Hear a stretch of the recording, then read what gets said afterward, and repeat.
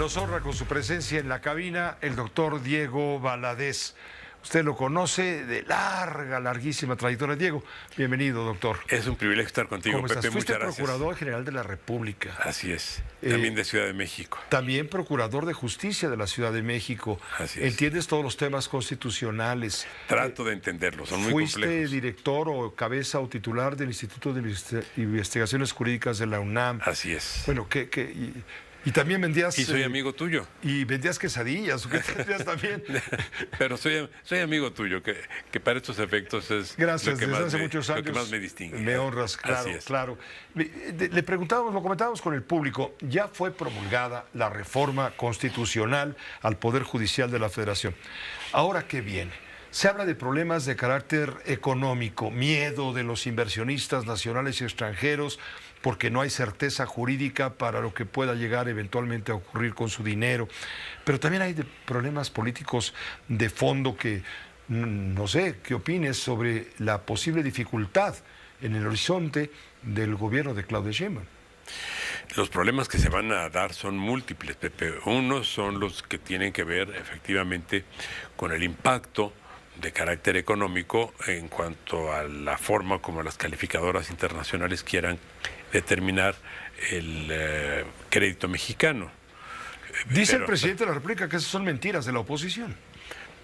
Tal vez, ya sabemos que muchas veces el presidente señala que no son exactas cosas que los ciudadanos estamos viendo.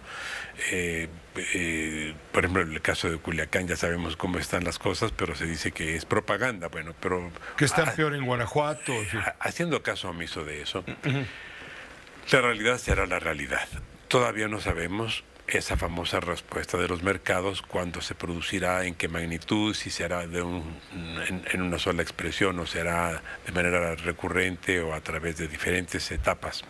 Pero lo que es un hecho, lo que nos concierne a nosotros como justiciables, como gobernados, como mexicanos, que somos 130 millones, es que vamos a tener una justicia muy deficitaria, porque va a ser una justicia ya comprometida en cuanto a su independencia. Pero no solo eso, no será cuestión de que un partido hegemónico y un gobierno federal vayan a ser ya los dueños de la justicia. El problema es que la justicia va a tener muchos dueños, Pepe. Esta forma que ya no quiero calificar, porque ya la etapa de la ya decir que es catastrófica, de la crítica, todo eso ya lo dejamos atrás. Hoy es un hecho. Que fue una venganza. Que no lo creo, porque nadie pone al Estado en predicamento solo por una venganza de carácter personal. Es un proyecto completo. Y complejo. Y complejo. Creo, y eso es lo más sorprendente para mí, que lo que va a pasar es que le va a generar problemas a la gobernabilidad democrática del país, cuya magnitud todavía no podemos determinar. Pero el hecho real es que la presidenta y su gobierno van a tener que hacer frente a una serie de cuestiones que no se habrían dado de no haberse dado esta reforma, de no haberse producido esta reforma. Por ejemplo, la intervención de las organizaciones delictivas para intimidar a candidatos o para comprometer candidatos. Por eso dices que la justicia va a tener dueños. Unos de ellos... Los gobernadores, que también van a querer consolidar sus cacicazgos. Los grupos económicos en diferentes lugares del país harán otro tanto. Las organizaciones políticas, a las que llamamos partidos, intervendrán de manera subrepticia o de manera abierta, porque ya estamos entrando también a una etapa de cierto cinismo en la vida del país, donde pasan las cosas y simplemente se dice que no es cierto, se niegan de manera descarada, a pesar de que estamos viendo con toda evidencia lo que está ocurriendo. ¿Esto qué significa? Que se va a dar una especie de feudalización de la justicia en México. Uno de los elementos que se plantearon y que está muy mal resuelto es que los juzgadores locales pues son de cada estado, pero los juzgadores federales quedaran como si fueran también del respectivo estado, porque ya se estableció las órdenes del gobernador, que sí se estableció que quienes sean elegidos en un circuito judicial, ahí se van a quedar por todo el término de su gestión, a menos que por causas excepcionales sean modificados en cuanto a su asignación por ese nuevo tribunal de disciplina. De disciplina. Lo cual es un disparate, porque si alguien fue elegido en Nayarit y se le pasa a Veracruz, pues no se está atendiendo al hipotético principio democrático que rigió la elección. Ahí hay una contradicción. Pero el hecho real, lo que va a prevalecer, es que los juzgadores federales y locales serán todos de una misma circunscripción o estado. Con enorme influencia de los poderes fácticos en cada estado, comenzando por el Ejecutivo. Los gobiernos, los partidos, los grupos económicos, los grupos criminales. Y los grupos criminales, que ya sabemos cómo operaron en las elecciones de este mismo año. No es una sorpresa, no es una invención. Es cierto que eso también se niega, se dice que es falso. Pero el hecho es que hubo más de 500 candidatos que renunciaron. Hubo más de 20 que fueron asesinados. Hubo no sé cuántos más, no lo sabemos, que fueron intimidados. Y de los que fueron intimidados tampoco sabemos quiénes accedieron a las presiones que se les plantearon. ¿Hay algo que hacer todavía? ¿Se puede revertir esta reforma constitucional? Entiendo que no, pero tú sabrás más que yo. Formalmente, constitucionalmente no. Pero lo que habrá que ver es que haya sensibilidad institucional, social y política, también humana, por parte del próximo gobierno, y que se advierta que cuando esto haya fracasado, porque fracasará, tendrá que enmendarse. Ahora, no es eso solo. La forma de elegir a los jueces y magistrados federales y a los jueces y magistrados locales no se ha definido. ¿Cómo van a ser las boletas? ¿Cuánto tiempo le va a llevar a un ciudadano, a un elector, enterarse de las decenas o centenares de nombres acerca de los cuales tiene que elegir? Y deja eso, ¿cuánto interés? Mínimo. En Bolivia ya se experimentó eso. ¿Y qué pasó? Porque 10% en el momento de mayor afluencia electoral. Y otras cosas que se les olvidaron. Redujeron a la Corte a 9 ministros. Ahorita hay 11. Pero son 11. Entonces sobran 2. Pero ya desde ya, porque ya está en vigor la reforma. Desde ya, ¿cuáles son los 2 que sobran? ¿Qué va a pasar con las resoluciones en las que voten 11 y no 9? Se requiere una mayoría de 6 para ciertas determinaciones. Es 6 de 9. Pero si son 6 de 11, las cosas cambian. Eso no se previó en la norma transitoria, que Doctor Valadez, era más o menos elemental. Permítanos unos minutos hacer un corte brevemente. Claro que sí. Para reanudar y retomar, porque hay mucho, ¿no? Insisto, en la reforma se esconde en el horizonte el problema de la incertidumbre de gobernabilidad para Claudia Sheinbaum. Creo que es un tema importante. La intrusión de los grupos criminales, que es un asunto gravísimo, y el cambio del régimen judicial en el país. En un momento volvemos con usted, por supuesto, y el doctor Diego Valadez. Continuamos con esta conversación con el doctor Diego Valadez, constitucionalista, abogado de enorme prestigio, larguísima trayectoria, más de 50 y tantos años en estas lides. Diego, doctor Valadez. En que hemos estado en comunicación siempre. Hombre, ¿te acuerdas de aquellos viejos tiempos de la UNAM? ¿No estabas en la UNAM? En la UNAM, así es. Ahí comenzamos a tratarnos. Fuiste abogado general. Abogado general, así es. Doctor, ¿cómo beneficia la reforma judicial al Poder Ejecutivo? Ahora está dotado de poderes ilimitados, ya no hay prácticamente contrapesos, porque ya el contrapeso del Poder Judicial está sometido por la propia Constitución. Lo que viene es la autocracia. Es muy difícil saberlo, Pepe, porque la fragmentación de las formas de ejercer la justicia en el país va a ser muy alta. Como te dije hace unos minutos, se va a dar una especie de feudalización de la justicia. Por otra parte, el mal diseño de esta reforma hace que ahora 9 ministros vayan a hacer el trabajo de 11, porque no hubo una regulación en cuanto a que fuera un menor número de asuntos el que conociera la Corte. En Estados Unidos son 9 ministros o jueces. pero allá atienden alrededor de, digamos, fluctúa cada año. El año más bajo ha llegado a ser de 75 asuntos, el año más alto ha llegado a ser de 180 asuntos.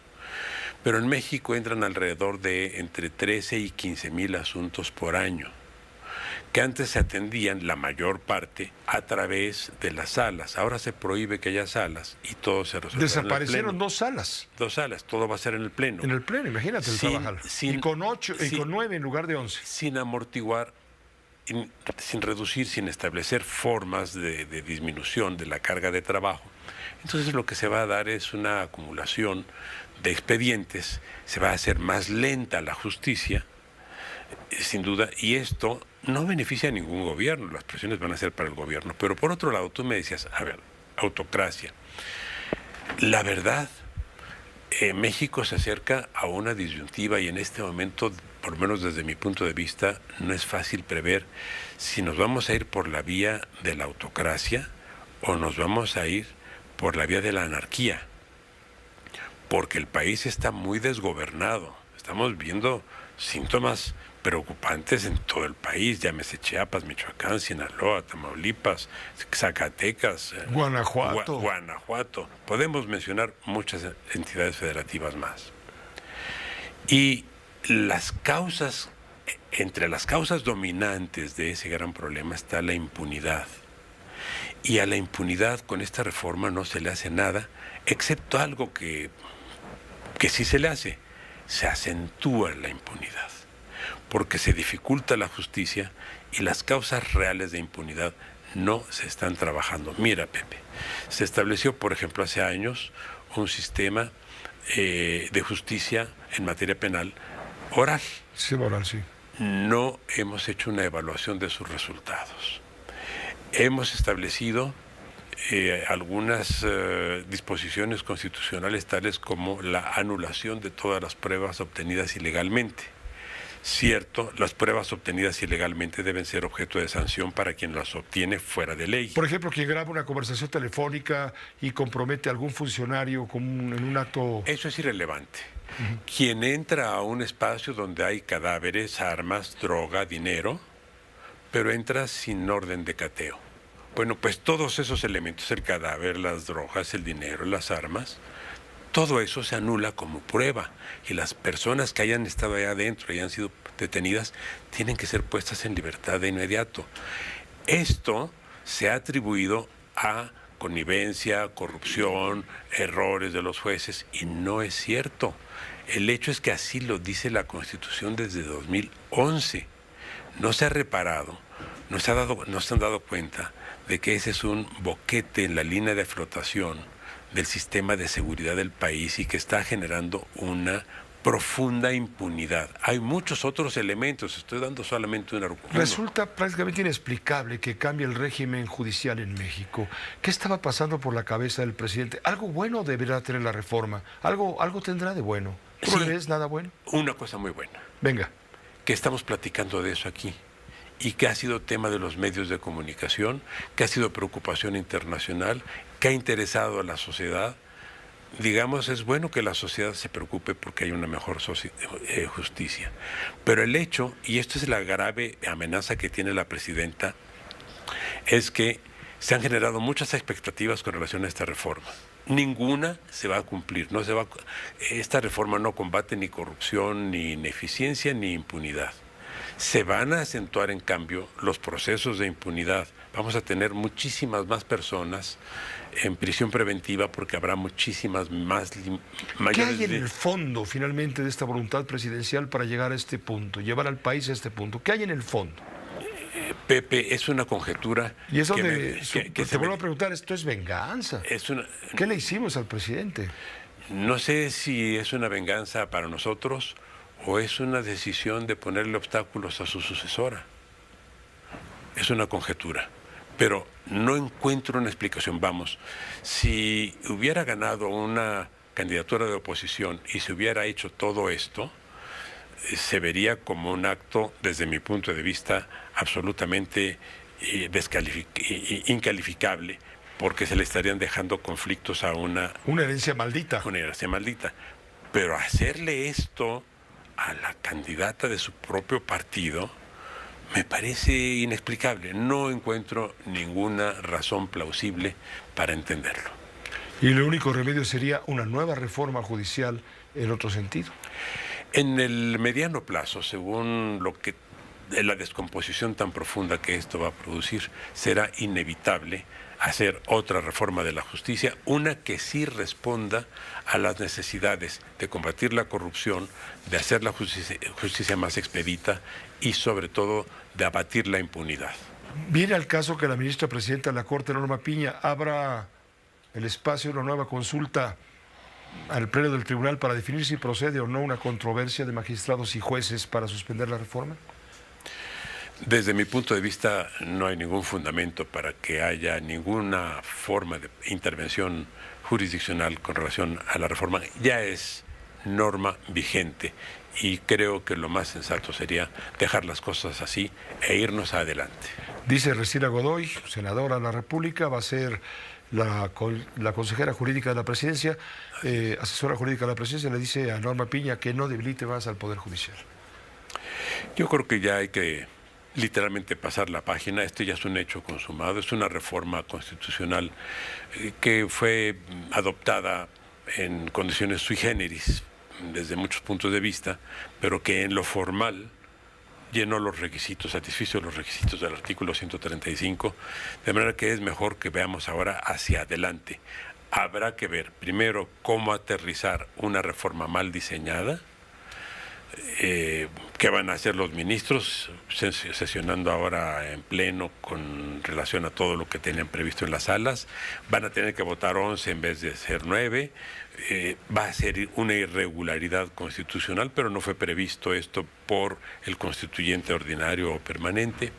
De manera que se van a dar muchas irregularidades en el proceso de aterrizaje, de aplicación de la reforma, que se pudieron haber previsto, que se debieron haber previsto, no se hizo, pero lo que habrá que esperar ahora es ver cómo la experiencia misma nos demuestra que esto será un fracaso. Si yo me equivoco en el pronóstico y si se equivocan decenas o centenares de personas que opinan en el mismo sentido, creo que todos estaríamos muy contentos, pero no hay ningún elemento para permitir, inferir, para esperar que esto tenga un buen desenlace. Doctor Valadez, muchísimas gracias por habernos acompañado en presencia aquí en el estudio de Grupo Fórmula Noticias, en este espacio. Te lo apreciamos mucho, la capacidad de análisis es impecable, indiscutible. Habrá tus detractores, habrá quien te responda y de eso se trata, de la pluralidad que pues ahora no lo estamos percibiendo. Uno tiene que asumir las consecuencias de su propia congruencia. Muchas gracias, doctor Valadez. Muchas gracias a ti, Pepe, gracias, el doctor Diego Valadez, constitucionalista, investigador de investigaciones jurídicas de la UNAM. Nos vamos a una pausa muy breve, volvemos enseguida.